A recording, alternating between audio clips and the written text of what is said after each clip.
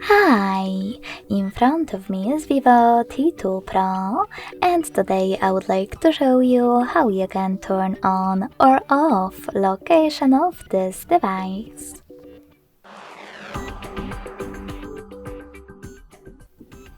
Begin by going into Tab menu and looking for Location shortcut. When you find it, tap on it.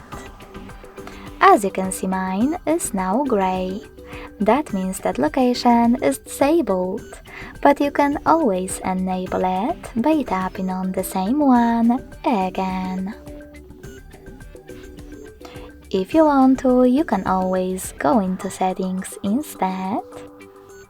Scroll down, click on the location section, and tap on this switcher at the top to manage it.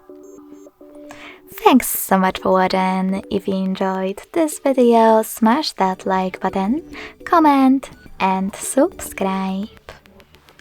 Bye!